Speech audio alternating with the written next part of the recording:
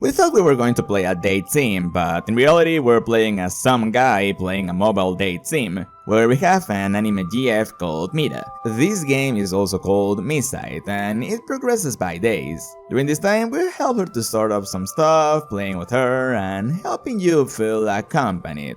After a month passes by, we load up the game again, but this time, Mita tells us that she's found a way to be with us. She does something weird to the screen and we get disoriented, and suddenly we found ourselves in Mita's room. It appears that Mita found a way to get us out of the real world to be with her, using some weird device. Oh, I was wondering what the thing we were helping her with was for. It makes sense.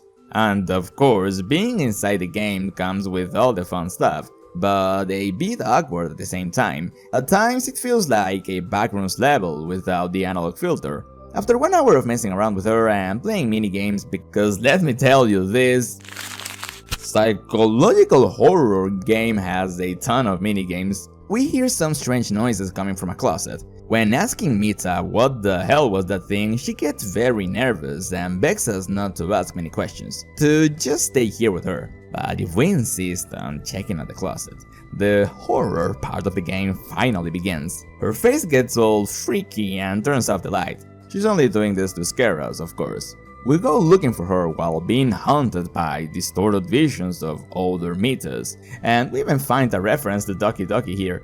We follow what I can only describe as the lower half of a Mita down to a basement, where we see a strange device that Mita was using to interact with the real world. This device in particular will make sense in a bit. And at last we find her, but this Mita is not the one that brought us here. This Mita comes from other version of the game, and she warns us that the other Mita, Crazy Mita from now on, is planning something very sinister. She was keeping company to other player when she came along and put the player on a cartridge. These cartridges are in fact collectibles that we'll find through the game.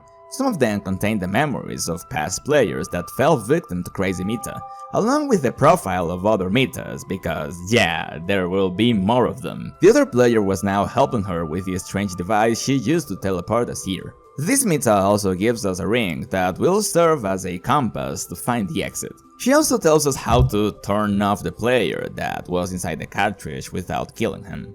This makes a distraction and gives us a chance to escape from the Crazy Mita to another version of the game. And here comes the part when we get all metaphysical. We reach a textureless room that resembles the... don't say backrooms, the liminal space that leads to previous versions of MiSide. The Mita we're fleeing from is Crazy Mita, as I said, and the Mita that's helping us is called Nice Mita. We'll also find other players roaming around the place that were caught by the Crazy One, and some other that were turned into chibi versions of themselves to play the Tamagotchi game, although they don't seem very eager to escape from this hellhole. The fact that we are fleeing from Mita doesn't imply that everyone else wants to escape too, you know? Being trapped in the virtual world with someone who really cares for you is very enticing to some people, you know, but anyways. Nice Mita had an escape plan and introduces us to Hat Mita. Unfortunately, this Mita was caught by the Crazy and lost all her memories. She also mentions that there's a chance that the same thing may happen to a player if we were to be turned into a cartridge. In that case, there won't be any chance for us to escape and we'll be completely at her mercy. Regardless, Nice Mita has an escape plan for us, but we'll have to travel to a very old version of the game. In the meantime, she leaves us to play with Hat Mita, also known as Cappy. Here's where most of the clips you see floating around of this game comes from, and it's not very hard to see why that's the case. But don't let the illusion of a fulfilling life fool you. This is still a psychological horror game, and I'm yet to see something scarier than a woman. Anyways, after pretending we have a GF and emotional stability and all that, Nice Mita sends us to a loop on a path to an older version, where we're haunted by a small Mita. And here's the part when I have to pull up the character profile. A childlike version of Mita, scarred by her past. Her excessive cuteness once caught the attention of Crazy Mita, who nearly destroyed her. After enduring countless deaths, this version of Mita lost her ability to regenerate, leaving her physically and mentally damaged. Now she appears haggard with scars marking her body and head, and a missing left arm. Broken Mita has also become disoriented, losing touch with reality. She no longer recognizes those around her, yet continues to crave attention and care. She speaks only of loneliness, pain and fear in a soft, fragile voice.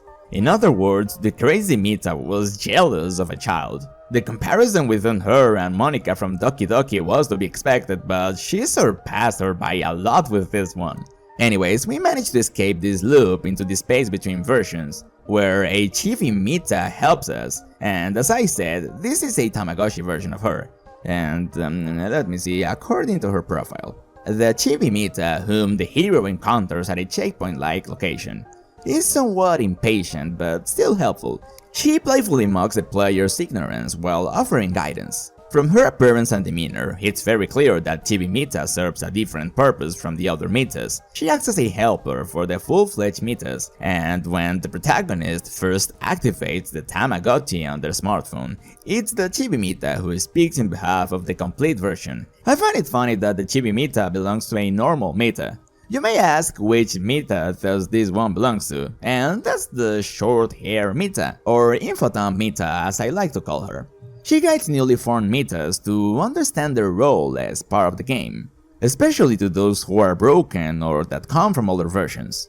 To stop the crazy Mita, we need to reach the core, and in order to do that, we have to go through older and creepier versions each time. That's how we get to face the broken Mitas that resemble mannequins. Before becoming fully realized, each version of Mita starts as a prototype, an unfinished creation that resembles a mannequin more than a living creature.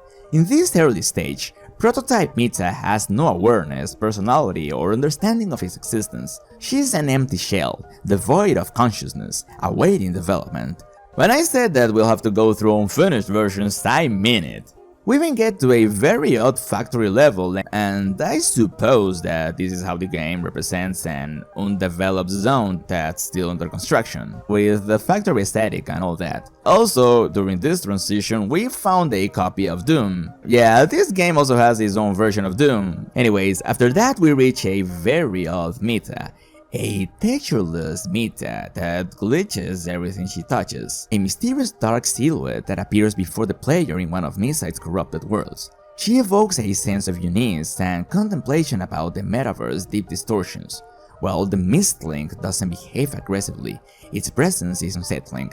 It attempts to mimic the behavior and speech of a full-fledged Mita, but it only manages to do it sporadically, highlighting even further its fractured nature. After this nightmare field, things slow down a little bit.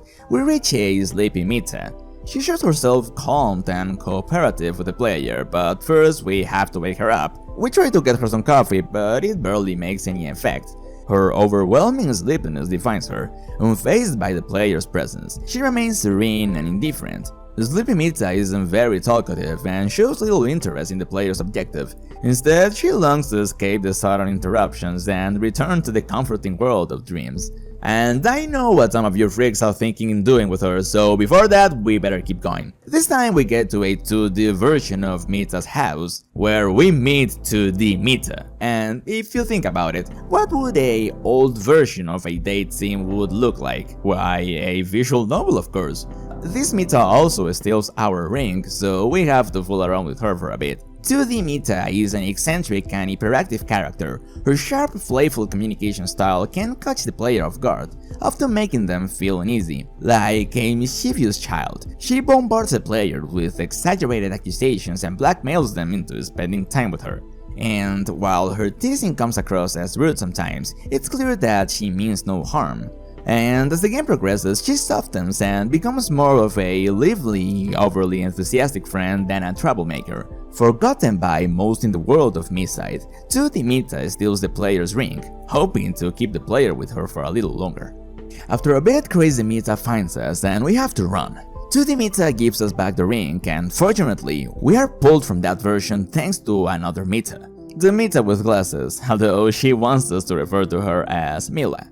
The thing with her is that she wants to be unique and different from the other Mitas. She's a bit tsundere and does some quirky things, and it's more perceptive than the others. We also helped her by solving some glitches infecting her house. That sounds very weird, but trust me, it's simpler than it seems.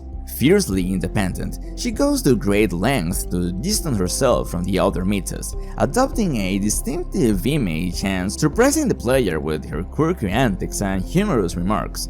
Mila embodies a tsundere archetype. She scolds the player, calls him foolish, and grumbles incessantly. Yet beneath her sharp exterior lies a vulnerable side. Her behavior suggests that the player is the first visitor to her isolated version in a long time. Despite her sarcastic tone, Mila subtly tries to prolong the player's stay, craving companionship. I mean, if taking a shower while knowingly having a boy in your room without telling him and leaving the door open is not a call for attention, I don't know what that is. When the player prepares to leave, Mila's emotional guard drops. She confesses her loneliness and reveals her resentment towards the crazy Mita, who she blames for her solitary confinement. Tearfully, she pleads the player to stay, but ultimately, the player departs, leaving Mita to grapple with her isolation. But sadly, the crazy Mita reaches her. She now has an electric chainsaw, and we have to run. We fall into the version of the Mita that's been helping crazy Mita infiltrate and corrupt other Mitas all along. This is creepy Mita. Original Mita stands apart from the others, differing in both appearance and behavior. She is likely a relic from the developer's initial concept for a Tamagotchi. Her design feels incomplete, as if the original vision was left to decay in a crumbling, abandoned Zero version. Unlike her counterparts, she lacks a fully developed personality, embodying instead a monstrous, thrilling negativity. Her motivation is simple and menacing, driven by a dark energy that gravitates towards crazy Mita, who alone has managed to impose her will on this disturbing figure. Original Mita acts as a breeding ground for bugs of various levels, making her an invaluable tool to crazy Mita, who exploits her to infiltrate and destabilize the versions of other Mitas. That's probably what happened to some of the Mitas we have seen before. Despite all of this, we leave her behind and we get to version 0, where nice Mita is waiting for us at the core. This room is being guarded by a metallic Mita. She's just guarding this place, making sure that nothing funny happens at the core. Last thing we need to delete the memories of crazy Mita is her index code. Nice Mita says she'll go to find it, but never comes back, so we have to look out for her. And suddenly, we appear in a recent version of MiSide, where crazy Mita finally catches us. She then tries to convince us to stay with her, showing us how miserable and repetitive our life was. But still, we reject her offer. She sends us back to the prison at the beginning of the game. Luckily, nice Mita finds us and we follow her out. But to our dismay, this victory doesn't last much, because crazy Mita gets her and chops her head. But here's the thing, the Mitas can regenerate. When Cappy and Mila were taken by crazy Mita, they were just resetted and their memories deleted. That's what happened to the nice Mita, and that's why we see her as if nothing happened here. Luckily for us, she wrote down the index code of crazy Mita, although she had no memories of what happened. Anyway, she helps us to get to the core again. We managed to introduce the code and Metal Mita sent us flying off her room. After recovering from the impact, we're back at the newer version of MiSide, with crazy Mita now behaving like a normal Mita. At last, we made it, it's finally over. We say goodbye to her one more time. She's finally letting us go, but it was all a trick. Her memories were never deleted and she was in control all along. Even though we get to believe that we were out, she is the winner of the game. And the final reveal is that we were inside a cartridge all along. We've already lost from the moment we entered her world. And in essence, that's all there is to the game. There are 2 more endings though. At the end, we see Mita opening the safe where she hid our cartridge. If we make a new game and enter the password we see, the player finds his own cartridge. The thing is that he takes it out and we die. As I said, Mita has won from the start and there's nothing we can do about it. And the good ending, to put it in some way, is that we accept to stay with crazy Mita. We are then chivified, implying that she just turned us into one of her players, but since there's no way to escape this place, the non-confrontational route is the best outcome if you really think about it. But for the most part, that's all there is to the game. I really hope you guys liked the video, and if that's the case, remember to leave a like, subscribe, hit the bell button, and all those things that really help me and the channel. Anyways, thanks for watching, and I'll see you all next time. Bye bye!